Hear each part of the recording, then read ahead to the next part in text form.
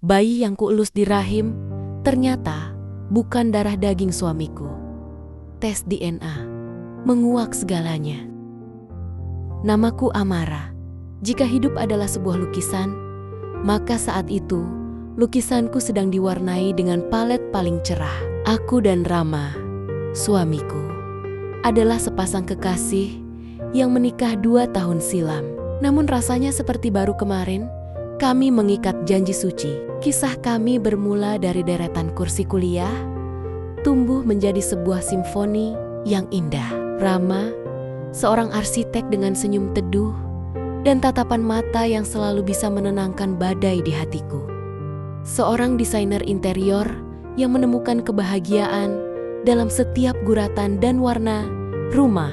Kami adalah impian yang terwujud nyata, sebuah hunian minimalis yang kami rancang bersama. Setiap sudutnya bercerita tentang kisah kami. Pagi selalu diawali dengan kehangatan cangkir kopi buatan Rama dan candaan ringan yang renyah. Malam hari sering kami habiskan dengan tawa di sofa, ditemani film kesukaan, atau sekadar berbagi cerita tentang hari yang berlalu. Semua terasa begitu sempurna, seperti potongan puzzle yang pas dan melengkapi keluarga kami. Baik dari sisi Amara maupun Rama, selalu memancarkan dukungan dan doa. Mereka seringkali tersenyum, mengatakan bahwa kami adalah contoh pasangan yang serasi, saling mengisi, dan ditakdirkan bersama. Kebahagiaan kami benar-benar tak terlukiskan, dan kami tak sabar menanti babak baru yang lebih indah. Dan babak baru yang lebih indah itu benar-benar tiba, dalam wujud 2 garis merah terang di atas alat tes kehamilan. Dunia seolah berhenti berputar, digantikan oleh detakan jantungku yang berpacu kencang, nyaris meledak. Aku terhuyung ke kamar, menemui Rama yang sedang membaca di ranjang. Air mataku tumpah, bukan karena kesedihan, melainkan ledakan kebahagiaan dan rasa syukur yang meluap-luap. Rama, kita akan punya bayi. Suaraku tercekat, nyaris tak bisa keluar dari kerongkongan.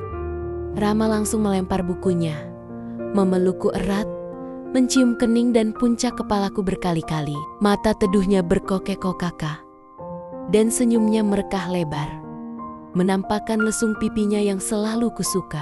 Malam itu, kami merayakannya dengan makan malam romantis di rumah.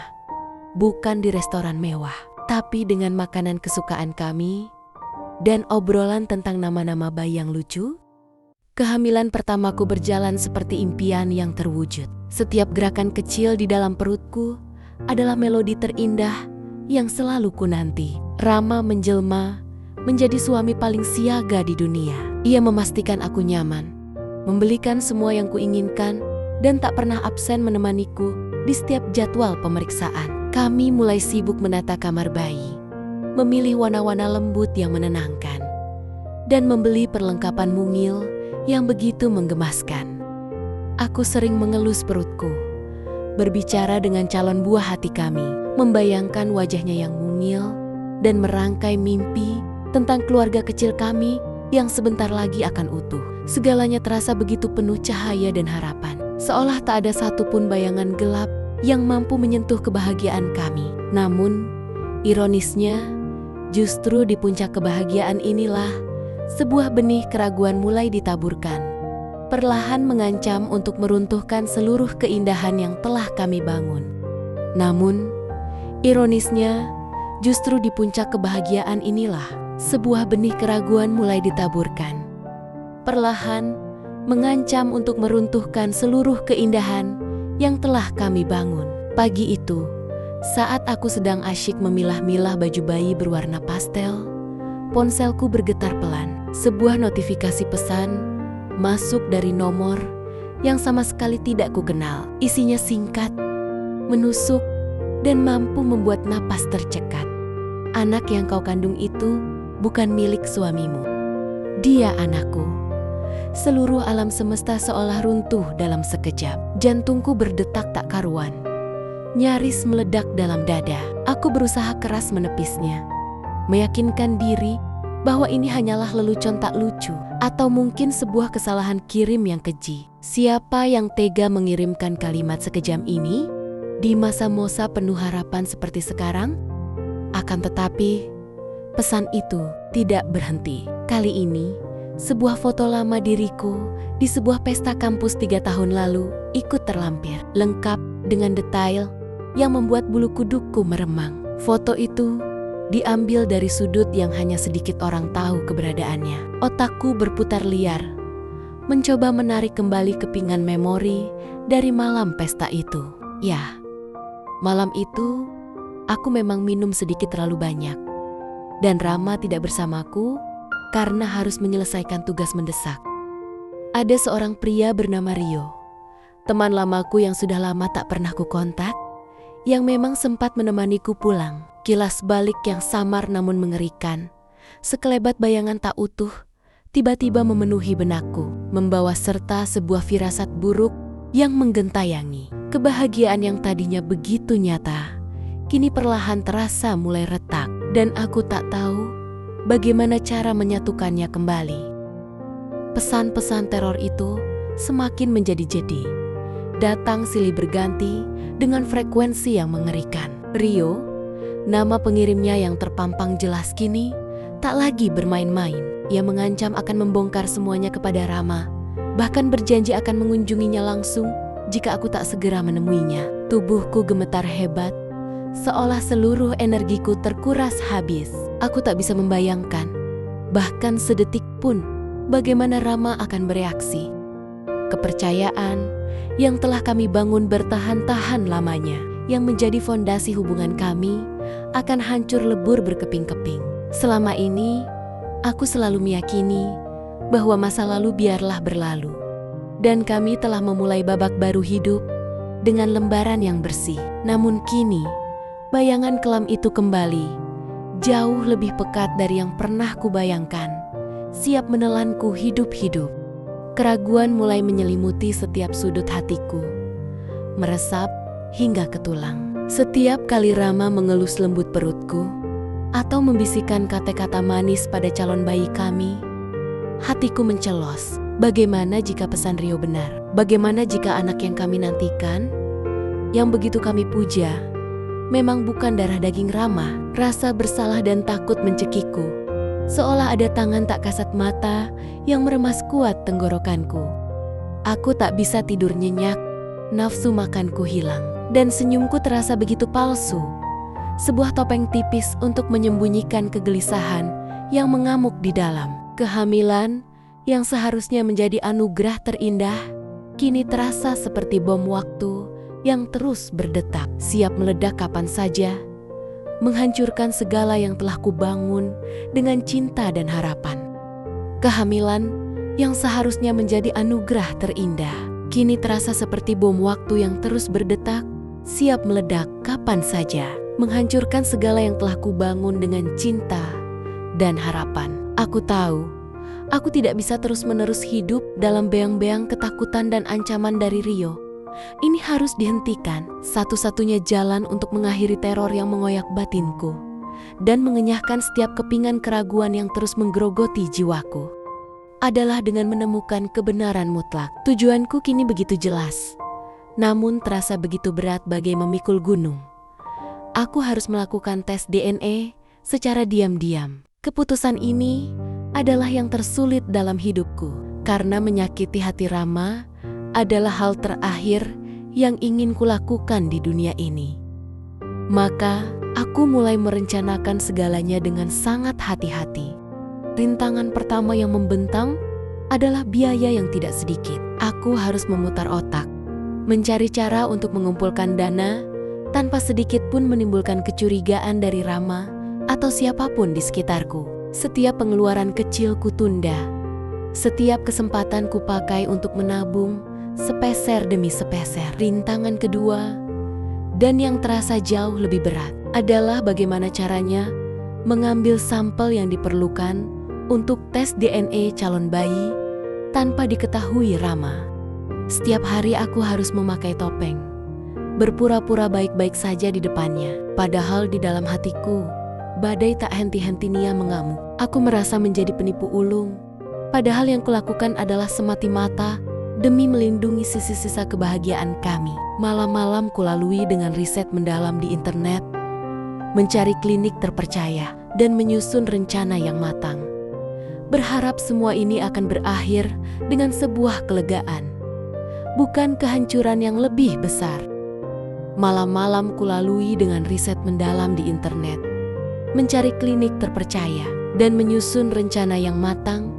Berharap semua ini akan berakhir dengan sebuah kelegaan, bukan kehancuran yang lebih besar. Setelah berminggu-minggu pencarian tanpa henti dan menabung diam-diam, aku akhirnya menemukan titik terang.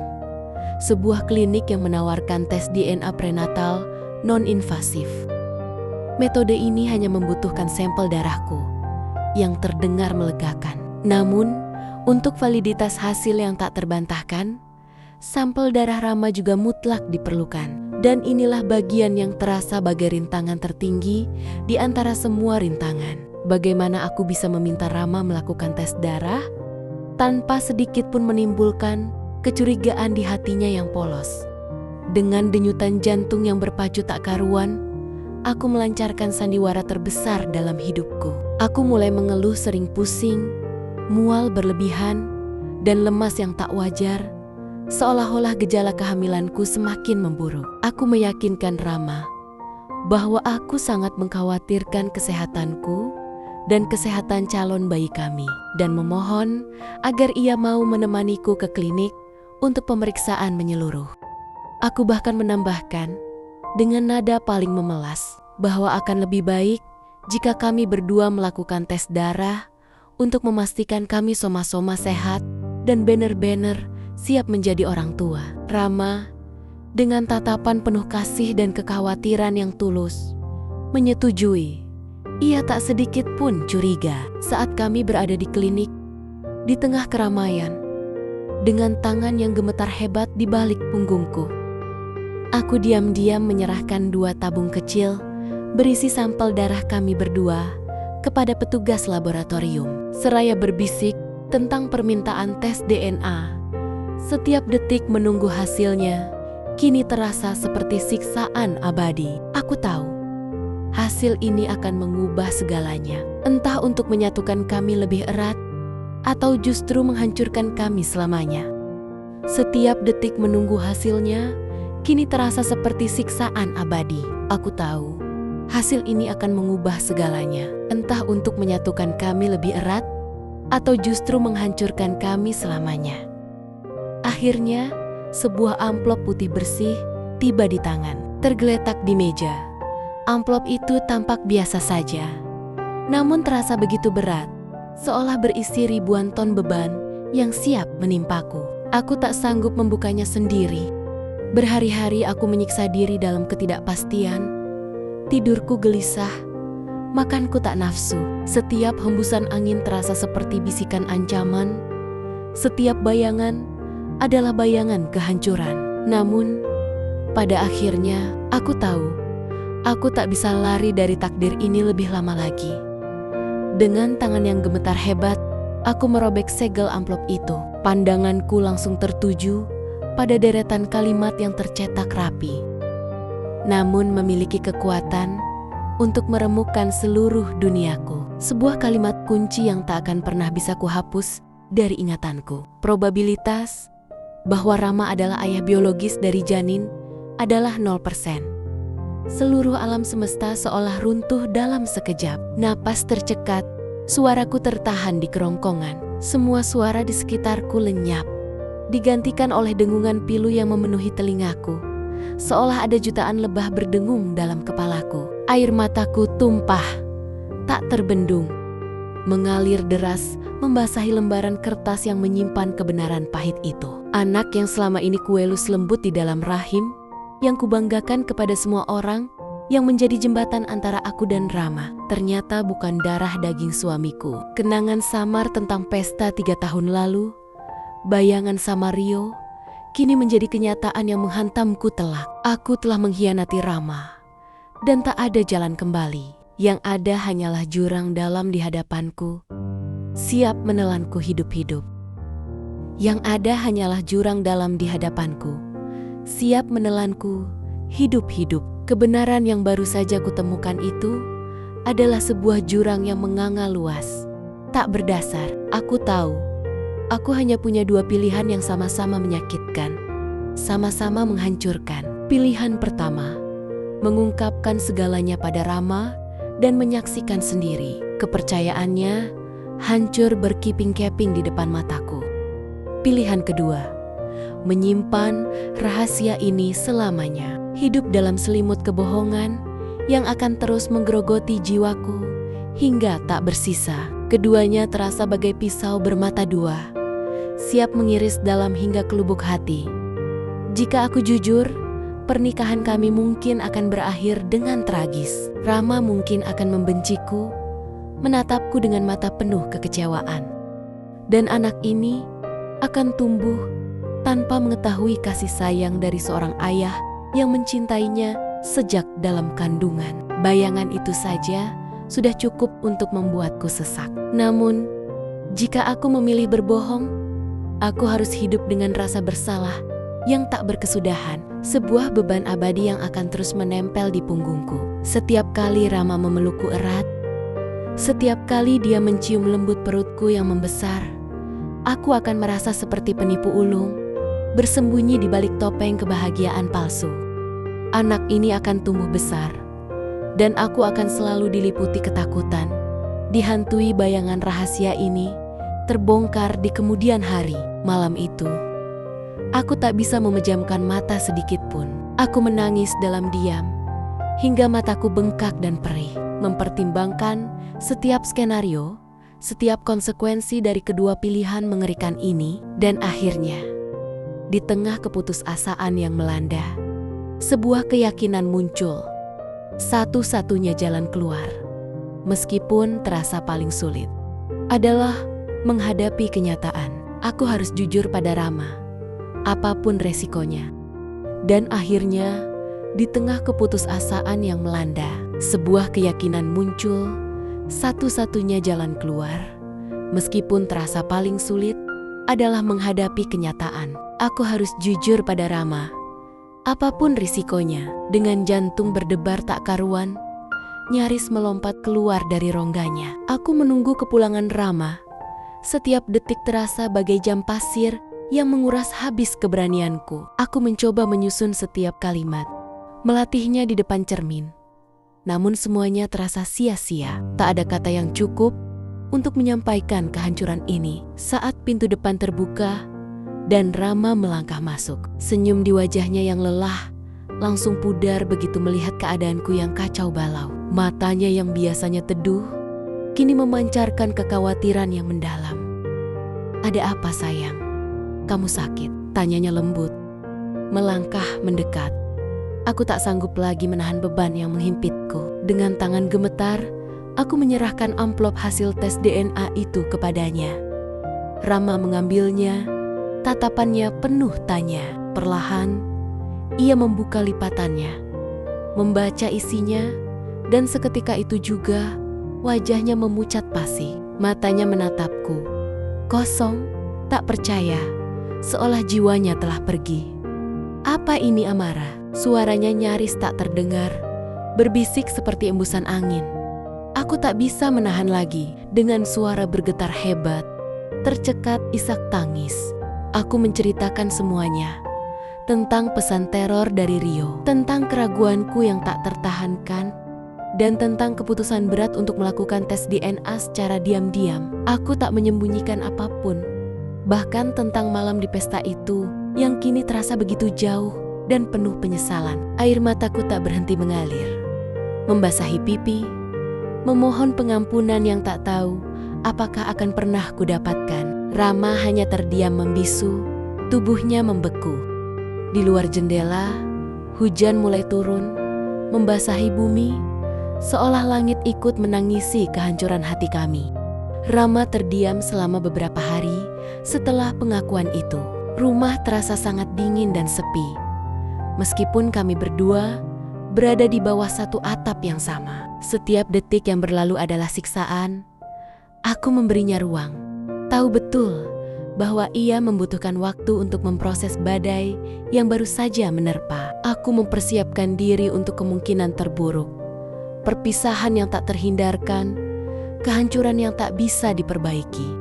Namun, di malam keempat, saat aku sedang duduk termenung di ruang tamu, Rama mendekatiku. Wajahnya terlihat sangat lelah, tapi ada ketegasan yang tak kuduga di mata teduhnya. "Aku tidak akan meninggalkanmu, Amara," ucapnya pelan. Suaranya syarat akan emosi yang tertahan. "Aku mencintaimu, tapi kita perlu waktu untuk menyembuhkan semua ini. Dan anak ini." Ia menghela napas panjang, menatap perutku. "Dia tetap anakku. Kita akan membesarkannya bersama." Keputusan Rama adalah sebuah mukjizat bagiku, seolah ada seberkas cahaya yang menembus awan gelap. Meskipun kami harus melalui proses konseling pernikahan yang panjang dan sangat sulit. Sebuah perjalanan yang menguras emosi dan menguji batas kesabaran, hubungan kami perlahan mulai membaik. Kami belajar untuk saling jujur, lebih terbuka dalam segala hal, dan mengesampingkan ego masing-masing demi keutuhan kami.